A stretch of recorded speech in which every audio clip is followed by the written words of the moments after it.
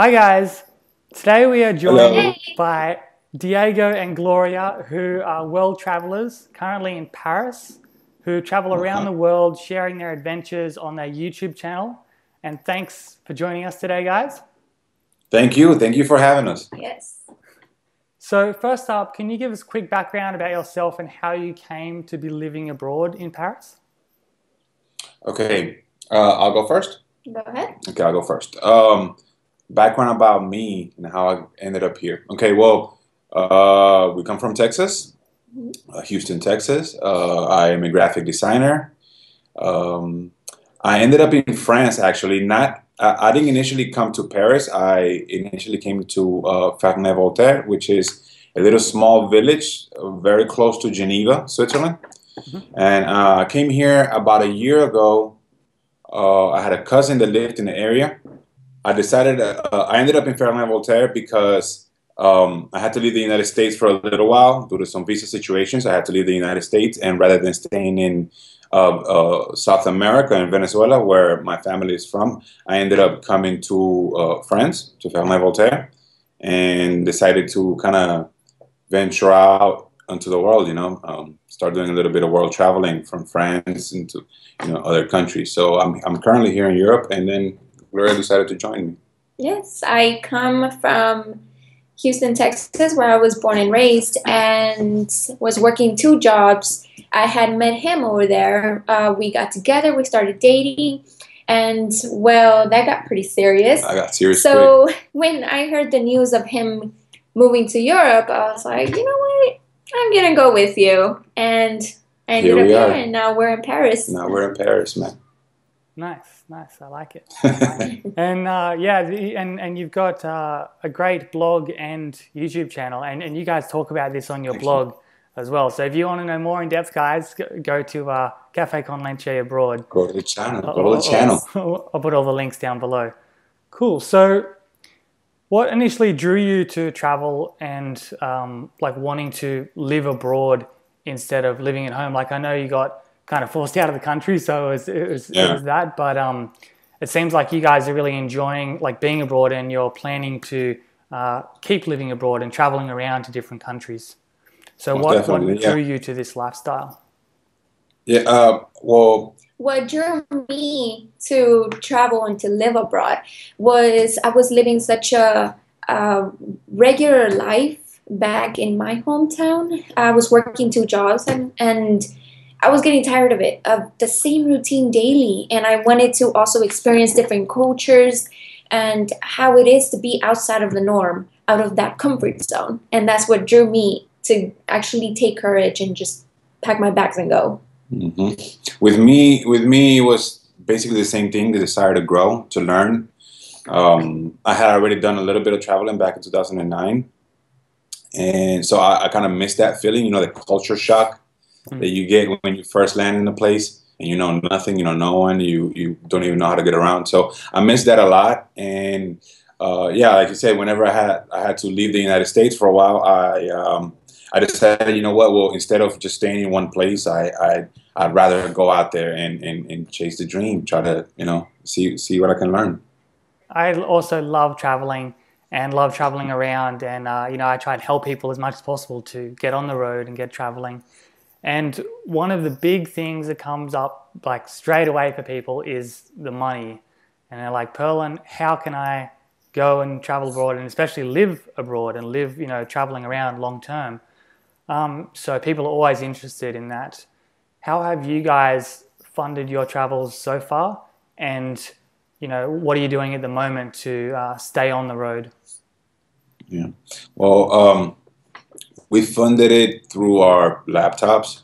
Like I mentioned earlier, I'm a graphic designer. And graphic designer is a big title sometimes for what I do because most times I don't even design. It's so easy that anyone can do it. I mean, there are memberships, and some of you guys might know what Graphic River is. You could literally buy a membership and sometimes download material. You can that it's legal for you to resell, and you can sell it for a higher price. So a lot of times I just resell graphics. Sometimes I design graphics myself. I do logos, business cards, flyers, things like that, and that keeps us afloat. Along with Gloria's help as well. She dabbles a little bit in the foreign exchange market, and currently right now doing the graphic thing too with me. Yeah, since it's very simple, it's easy to just pick up, just learn, and then just move with that. Yeah, yeah, and there are a lot of tutorials on YouTube nowadays. Mm-hmm. You can learn how to cook Yeah. something in under 5 minutes. The same way you can learn how to work with Photoshop. There are lots of tutorials out there, and it's really easy. It's really easy to learn some graphic skills. So that's what we do. We've been blessed. Honestly, we have a lot of clients back home. And with that, we take payments through PayPal, and that's how we're here. Yep. Yeah, it's definitely a great point because, I also work on different online businesses and things like that. And especially these days, it's become so easy to be able to work online, and it's becoming more the predominant working, thing instead of working in an office. Yeah. So it's, when you're working online, you can be anywhere in the world and still get work done as long as you have, internet access. So Exactly. it's and like those sites like, Graphic River and Freelancer and Upwork and places like that, they're really making it so you can either be a freelancer and sell your things, or you can use freelancers to create products or to create, services for your business that you then, resell at a higher price type thing. And so because you can grab these different elements from anywhere in the world and people are offering it from anywhere in the world, then it's very easy to get into this online business, area. And so you can just sort of pick up and go. And like you said, most of the people that I talk to that are doing this online business haven't got degrees in that area. Exactly. They've mostly just learned by, YouTube, and, a lot of the sites have free tutorials, about how to use the site and how to use different things. And so it's become very viable to just get the knowledge just by searching. I actually dropped out of college, and that sounds pretty bad, but it was honestly one of the best decisions I ever made. I dropped out of college for graphic design because I noticed that what I was learning in school, I could very well learn for free on YouTube, and some would think that's a pretty dumb idea, but I think that for what I was going to school for, I ended up with the same results. Yes, I don't have the diploma, but again, I ended up with the same results. I'm self-employed. I'm doing very well. I mean, we're here in Paris, which some people consider a pretty expensive city, but we still afloat. So yeah, it's been great, man. It's worked out great. Honestly, we couldn't ask for more. Yeah, no, it's definitely true. And it's another big thing that I tell people, like when you're selling stuff, the people you're selling it to, they just want the result, and they don't necessarily care if you've got a degree or not. If you can deliver a result, then they're happy to pay for it. Right. And so, and I know that even universities these days are putting a lot of their stuff for free online. So you can even do their exact curriculum. Of course, you won't get the degree because you're getting it for free. Of course. But the degree is becoming less and less important as time goes on. So yeah. And here's something else that they like about people without degrees: we charge just a little bit cheaper. So for that, there you go. Cool. So you're living in Paris, doing this online business design. What does a typical day look like for you guys? Oh man, you take that one. Well, a typical day, most of the time, because we work online and we need the internet here, most of the mornings we stay here at home. We do the work that the customers ask for, turn it in. As soon as that's done, if we have a little extra time out of our day, we go out and explore. Not necessarily what they plan, which is always the best days for us. Yeah. We never go out with a plan. Very rarely. But most of the time we just go out, explores into the city and explore into We get lost. yeah, into the streets. And we end up, sometimes when we get bored of home, we end up discovering a cafe somewhere where they Have like free Wi-Fi, stuff like yeah, that. so sometimes we end up working there instead. And it gives us the advantage, just to move around and work wherever and be Yeah, comfortable. explore/work. So our Hmm. days are basically just spent working and exploring. When we first arrived here, our routine was a lot more different than it Hmm. is right now. We've been here in Paris for 2 months now, so we're more chill. But when we first got here, it was go, go, go, go every day. We wanted to go to Yeah. Eiffel Tower, we wanted to go to Arc de Triomphe, we wanted to go to so many districts, cafes, restaurants, try the food, everything. But now, we're a little bit more mellow. We go out, into the city probably twice, 3 times a week, if that. But it's quite, I wouldn't say boring, but No, it's it's quite not. regular after a while. We just Yeah, and it's much more relaxing Mhm. instead of trying to catch that one museum before they close or something. Jump on We try metros, to balance it out throughout the day with work and exploration. yeah. Yeah. Yeah. Yeah, no, I've definitely noticed that myself when I've been staying in one spot for a while. You sort of do work and stuff like you would back home, except you've usually got a bit more free time. But then when you do go out and you go out to different places, you're in a whole nother country. So there's all of these fun things to explore and things like that. And yeah, one big reason people like to travel is to get away from their daily routine, which never changes. But when you're, abroad, you can just change the city you're in, or if you go Everything. traveling, Scenery, and everything. and even the work changes. Like you can do it at home, you can do it from a cafe, you can do it at night, you can do it during the day. So you've got a lot more flexibility and change when it comes to your daily rhythms, which can keep everything interesting. Yeah. My favorite thing about our daily routine now is the lunches. Yeah.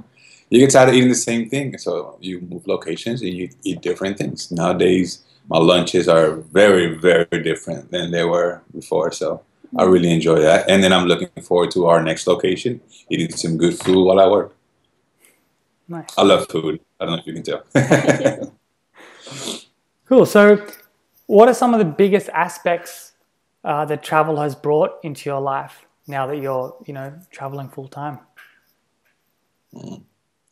It's a big question. Yeah, it is a big question. Yeah, there are lots of positives. I think for me, most positive aspect traveling brought in my life will be uh, the ability to understand others a little bit better. You know, being back home for a long period of time, it sort of closes your mind up a little bit, and you're not as accepting of other people, or perhaps if their views are different than yours, you're sort of rejecting of them. Nowadays, I find myself chatting with all kinds of folks with all kinds of beliefs from all places in the world, and it's teaching me a lot. It's really teaching me a lot. It's making me grow as an individual. It's uh, making me a bit more mature, and that's kind of weird. Yeah. But it's really cool. I think that's what traveling has done for me. Just opening my mind up a little bit.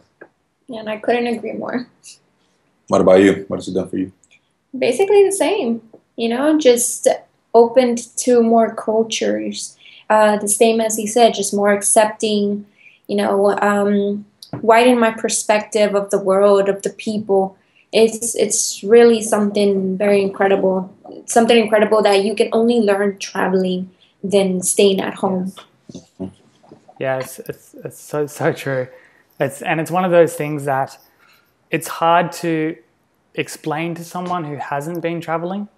Just Exactly. like just how beneficial that is to be able to get different people's perspectives and from different cultures that have a completely different upbringing to you and social circles than you, and you just gain a lot more, respect and open-mindedness to different ways that people do things. And so, I get it myself, like when I'm in Australia for too long and I'm just doing the same routine, like my mind just goes into like yes or no type, black or white type thinking. I'm like, yep, don't like this is right, this is wrong. And, Exactly. and I can feel it just like my perception of the world just sort of shrinks. And when I go traveling, I'm like, oh, there's so much possibility out here. I remember this. It's so good. And so that's why I highly recommend for anyone to go traveling and just to get yourself there, because once you're there and you're traveling, you get the travel bug and it sort of sparks inspiration, and then you want to go even further or do different things and meet different people, and it seems to snowball for different travelers. And it's a very authentic experience, let me add. Back home, we have this commodity of like the world being brought to us. In Houston, you have restaurants from everywhere in the world. But now that we're here in France, you can tell the difference. It's much more authentic getting the experience from the actual place than a commercialized version of it back home. So sometimes we want to experience Korea, so we go out for some Korean food and music and stuff, but it's not the same. I mean, yes, it's cool and everything if that's the only thing you can afford at the time or can do at the time. But if you got the resources and have a little extra time on your hands, going to the actual place and experiencing it firsthand from the country, it's so much better. Yeah, it's so much worth it. Mm-hmm. Absolutely. You guys are a couple traveling together. Could you give us a bit of a description of how that's like? Because I talk mostly just about solo travel, and so I'd love to hear your point of view on traveling as a couple, because I know there was some couples watching my videos that would love to hear that. Oh man, okay, you take this one. All right. Well, I've never solo traveled in the first place. So this couple traveling is completely new to me. It was very risky in the eyes of my family and my closest friends, but I just felt very confident about this move. So what it's like traveling with somebody you're with, your partner, is very fun. It's very fun. Yes. We get to experience things for the first time together. So that makes our relationship so much stronger. Oh, yeah. Also, it tests our relationship, our patience, our commitment, our just, how would you say it? Our love overall, yeah. It puts it to the test, because sometimes I want to go left, she wants to go right, And then sometimes we don't have a map, so we have to decide, like, okay, what are we going to do now? Yeah. And we're not going to split, go both separate ways. So you have to compromise. I think it also helps that we're both very curious beings. Therefore, we could go right or left, and we will still enjoy that path that we take together. And if it's the wrong way, it's okay. We turn around and we go to the other path. At least we discovered that. Yeah. So it's really cool. I say it's really fun when you're with the right person who you can share random experiences with and get lost in the world. Mm-hmm. Yeah. It also there's a bit of like tense situations, every now and then. But again, it strengthens the relationship a whole lot when you can get through an issue with someone. And it also teaches you about the person too. I feel like I know you so much better now than I did before travel, because you get to know the person in a stressful situation, in a fun situation, how they handle being in a foreign place and not knowing anything, so it teaches you about the person. And I think travel for couples is the best way to figure out whether you want to spend the rest of your life with that person or not. And I know that's a bold statement, but if you're out there and you're gonna marry a person, I strongly suggest you to at least travel for like 2 or 3 weeks with that person, and step out of your comfort zone. I don't mean resorts and everything taken care of. I mean really travel and see how the person handles it, and then you'll know. Cool. That's great. Thanks for sharing that, guys, because I know that'll be very valuable for some couples out there for sure. What are some of the fears you had when you first started out traveling? And maybe what advice would you give to people who have those same fears, who want to go out and travel, but they're just a little bit afraid at the moment? Okay. Well, my biggest fear was going broke. And I think that's everyone's fear, even back home. But it's a little bit scarier when you're abroad, because when you're back home, you always either have friends or family, or you know at least how to, manage the situation. Here, being in a foreign country, you can't, for one, you can't find local employment in a lot of these places, especially in Europe, because you got to have a permit and all that other stuff. So going broke was my biggest fear. I I really had to just go for it. There was no way I got around that fear until I got around that fear, and that sounds kind of crazy, but it's just what I did. I just launched myself into it and took the risk. Hey, if I go broke, then whatever, I'll just head back home. But I didn't, and I ended up finding out that it's not as difficult as I thought it was. It was all just in my mind. It's fairly easy, honestly. And nowadays you have websites like Airbnb and and couch surfing and so many other sites that offer cheap accommodation and travel, that going broke, it's only an option. Like you have to choose going broke, maybe overspending and stuff like that. But as long as you have a little bit of income, you can make it. So that was my biggest fear. And then, of course, the safety issue, especially with Gloria.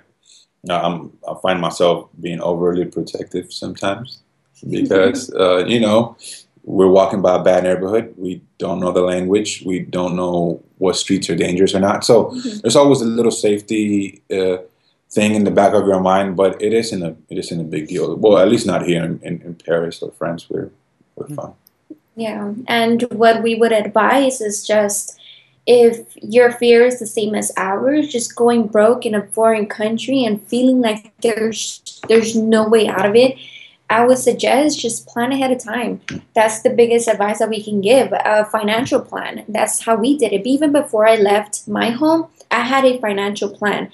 And we calculated everything, and we're like, look, we can survive abroad for like 2 years. We can definitely do this. If the worst was to come, we have skills, or we can pick up skills. There has to be some form where we can make money. And although Europe requires a visa to work, or a permit to work, we're not the only immigrants here. There's obviously so many more that have found a way to overcome obstacles and still come up with income.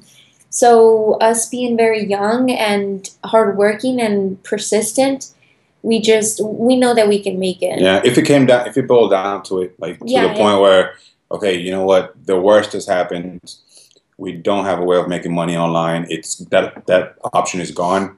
We're still very confident that we would find a way. Yeah. And you just have to have self-confidence that you're gonna be okay. And that's what happens. Manifestation. That's great points, guys. And I've definitely noticed with myself that like a lot of the fears that I've had in terms of life and travel have usually just been in my head. Like I've never come across that actual fear in real life. And so, I've found that once you actually go out there, you realize that probably won't happen. And even if it does, you can usually deal with it. And especially when you travel, you get thrown in the deep end and you learn to figure out problems and work the system, whatever country you're in, and figure out how to survive. And so that gives you a lot of confidence that you can handle anything that is going to come up, especially once you've been traveling for a couple of weeks or a couple of months. You just get that sort of confidence that you know kind of what you're doing now, and you know that you're going to be okay. And so the fears that you had before you went traveling usually disappear pretty fast once you're on the road and doing the thing. Totally, totally. Yeah, the fears go away because you make them go away. That's what I say. What is one of your fondest memories that you've had while you've been traveling so far on this current trip that you've done together? On this one together. You take it. Oh, me. Yes. Okay, fondest memory that I would have to say We have a few. We have a few. have you. Yeah, I mean, to Probably say me, Geneva. just Geneva, just jumping into that cold lake. Yeah. And that was a new experience. That was really new, and it was very fun, and especially sharing it together in a different country is just, I mean, the simplest things do for me. So Yeah. Yeah. For me, the fondest memory was probably the music festival in Geneva. Also, Oh, we had a really good time in Geneva yeah, together. Although it's an expensive city, we we made the best of it. yeah, we made the best of it. We got around the expensive side. There was this one music festival.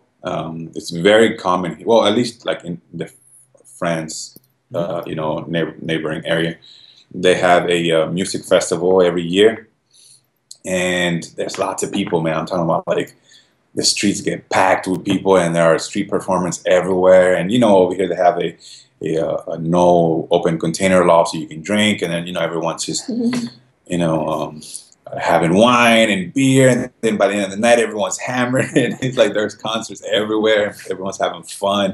The metros are full. It's just so much people, and me and her had a little bit too much to drink, so we kind of joined the crowds. But it was really fun, man. It was really fun, and that was the first time I ever saw you that drunk, and it taught me a little bit of her. So I'm gonna remember that. That was really fun. Awesome. Cool, guys. Well, this has been a great interview. Thanks for sharing so much. And Thank you. yeah, you guys are traveling around Paris, and are you traveling to Asia? Is that your next destination? Yes. Yes, we are. Yes, we are. I'm currently waiting. We probably would have left Paris already. We've been here almost 3 months. Yeah. Like 3 months almost 3 already. months, and of course, we have the visa situation going here. That after 3 months, we have to move on. But I'm currently waiting for a passport renewal. As soon as that happens, which might be this week or next week, we are boarding a plane, and we're going to the Philippines. Yes. From the Philippines, we're going to Thailand. Mm-hmm.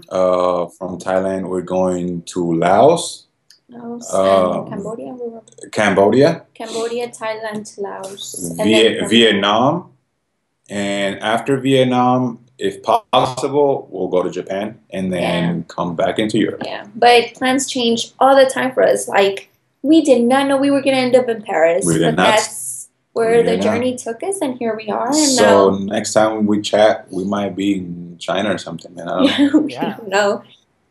Yeah, well, guys watching, click the link below for your YouTube channel, because these guys, they travel around and they put up awesome videos. And so if you want to stay updated with all of that, adventure craziness, definitely subscribe to their channel. All of your links for your social media and for my social media, which will be under Perlin's Adventure blog, all of those links will be down underneath this video. So feel free to subscribe to everything, like everything, and stay updated with both of our adventures, because I'm also going to Asia. So we might even be, talking in person as well. So stay tuned, guys. Okay, how about this? The next time we see you, well, if we see you, we like to interview you in person. So if we're in Asia, we want to flip the tables and we interview you. What's Perlin's life like? I like it. I'll make sure to upgrade my lifestyle by the time I meet you guys. So it sounds more glamorous back then. Yeah. Awesome. All right. Thanks again, guys. Until next time. Bye-bye. Bye-bye.